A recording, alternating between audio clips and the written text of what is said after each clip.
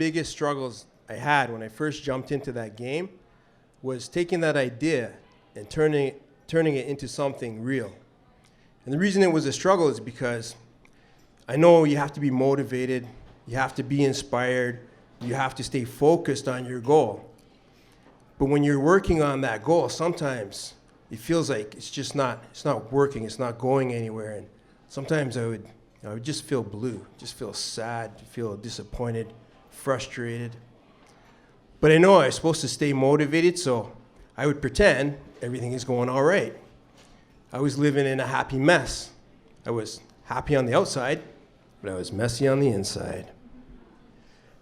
And what would happen is, like the one time I was working on a landing page, and I'm getting the pictures together, and I'm looking at the layout, and I'm going through all the fonts, and for some crazy reason, there's like 100 fonts, and they all look awesome. And I'm trying the different fonts out. Oh yeah, this one's the one, that's beautiful. And then I see another one, oh yeah, this one works really beautifully too. And then I see a third one, and I'm looking, and they're telling me, oh no, you can only use 2 fonts. It's like, well, why do they give you 100 fonts to choose from?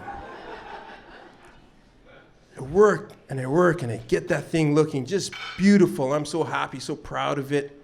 And I launch that bad boy, and the only people that sign up for it are the 3 people that I asked to test it out.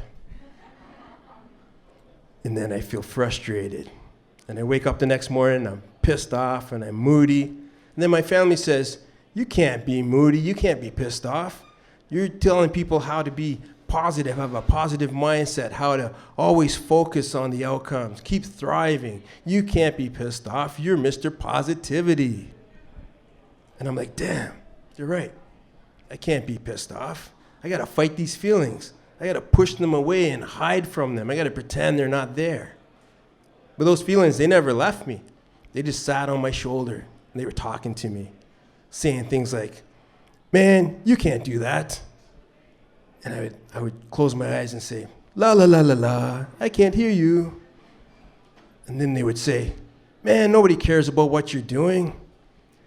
You know, and that would hurt, and I would push that feeling away and ignore it and try to stay focused. Just stay focused, because that's what Tony Robbins says to do, right? Stay focused, believe in yourself. Then these voices would say, man, you suck. And I would look at my bank account, and I'd say, yeah, I really do suck. But then I remember Thomas Edison. He tried 1,000 times before he succeeded. I start to feel inspired. And then I look at my bank account again. I said, but the Bank of Montreal isn't going to give me 1,000 tries. I'm going to run out of money before that. And I start to get frustrated, and I just, I start to feel blue. That feeling would just bubble up, and I'd feel blue. And then my family would say, you can't feel blue. You're a motivational, inspirational speaker. You're teaching people how to have a positive mindset. You can't have these human feelings. You gave up having human feelings when you became spiritual, when you became enlightened, when you put yourself on that pedestal. Now you got to live up to that. And I'm like, shit. They're right. How can you be a motivational speaker if you're feeling blue? I got to hide these feelings. I got to pretend they're not there.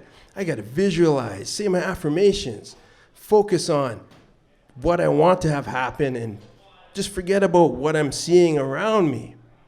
And I would try that landing page again, tweak it, and try the fonts again, do different things with it, launch it again. And sometimes, as I was starting to get some success, things were starting to work out.